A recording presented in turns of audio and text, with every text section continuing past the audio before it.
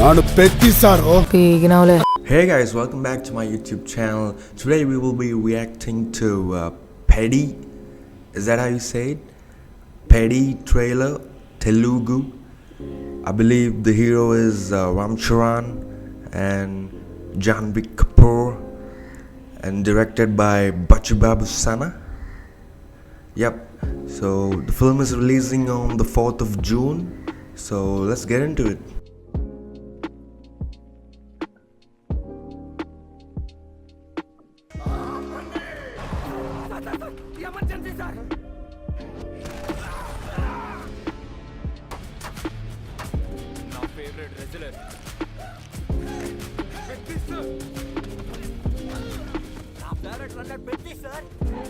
ఆకాశం నుంచి సుక్కలు రాలి పడతాయి అంటారు కదా. సుక్కేమైనా ఈ పూట విజయనగరంలో రాలి పడినది ఏంట్రా?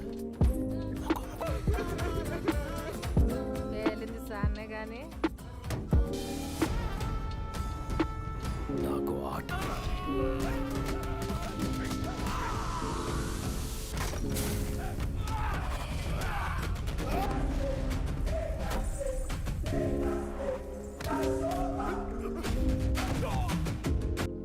ఇప్పుడు మనం యాక్చువల్ ఆనెస్ట్ రియాక్షన్ గురించి మాట్లాడుకుందాం. ఏముంది వాళ్ళు నేను చూడలేకపోతున్నానా?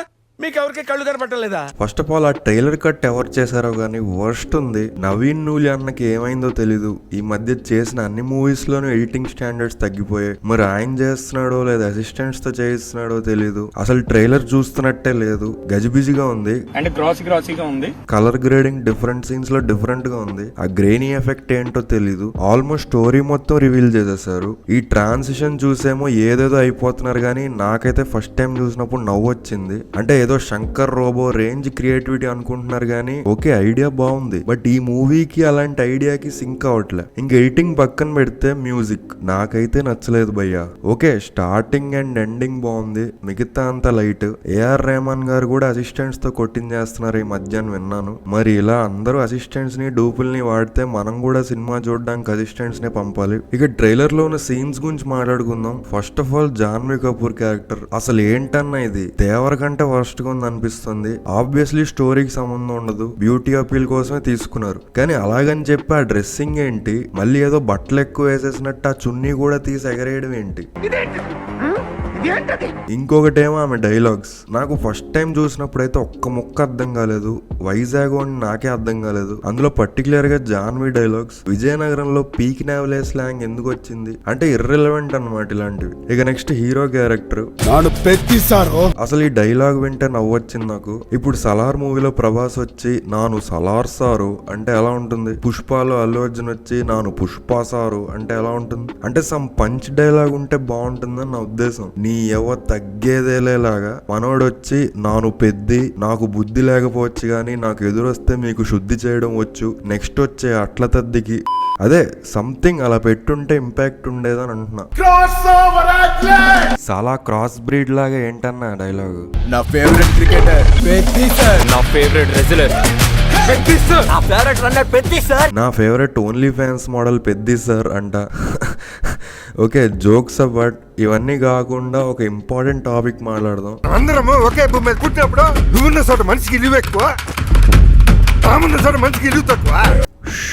మళ్ళీ ఒక ప్రశ్న, మన TFI కూడా తమిళలో తయారైతే ఎలా భయ్యా? ఎందుకు ఇలా ఆపరేషన్ మూవీస్ తీస్తున్నారు? లాస్ట్ 6 years లో 12 మూవీస్ వచ్చాయి ఇలా నాకు తెలిసినవి. Palasa 1978, Pedda Kapu, Dasara, colour photo, Uppena, love story, Ambajipet marriage band, gangs of Godavari, court, Ghaati, Raju weds Rambai, recent గా డెకాయిడ్. ఇంకా మనోళ్ళు కూడా ఈ ఫామ్ లో పట్టుకుంటే కష్టం. ఇది 2026, ఇలాంటివి పక్కన పెడితే బెటర్. సో ఇన్ని జరిగిన తర్వాత ఈ మధ్య ఒకటి అబ్జర్వ్ చేస్తున్నా, ఏ పెద్ద సినిమాకి కొంచెం నెగిటివ్ వైబ్స్ వచ్చినా వాళ్ళు రిలీజ్ చేసిన కాంటెంట్ కి, ట్రైలర్ కి, ఇలాంటి వాటికి వెంటనే కొన్ని వస్తాయి. సెన్సార్ బోర్డు వాళ్ళు పెద్ద చూసాక స్టాండింగ్ ఓవేషన్ ఇచ్చారంట. ఎందుకు అయిపోయిందనా అని ఒకటి అడిగాడు. అలాగే బుచ్చిబాబు అన్న వచ్చి మూవీని 183 days లో తీసేసామని ఇంటర్వ్యూలో చెప్పారు. ప్రొడ్యూసర్ ఏమో వచ్చి 350 crores అయింది సినిమా కానీ ఇలాంటి ఇన్ఫ్లేటెడ్ నంబర్స్ చెప్తారు. ఇది రికవర్ చేయడం ఏదో మన రెస్పాన్సిబిలిటీ అన్నట్టు. ఈ నంబర్స్ ఎందుకు అనవసరంగా 183 డేస్ షూటింగ్ కి 350 crores బడ్జెట్.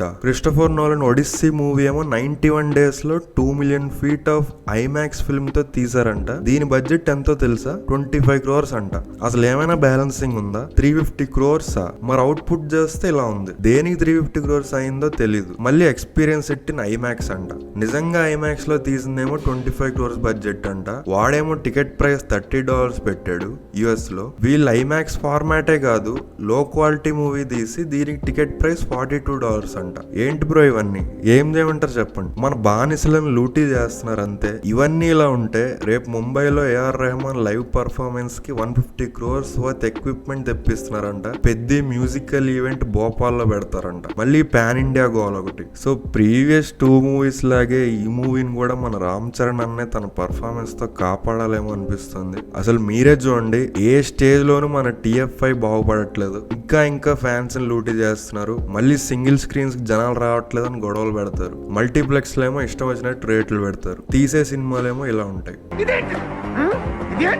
సో నా పాయింట్ మీకు అర్థమైంది అనుకుంటా.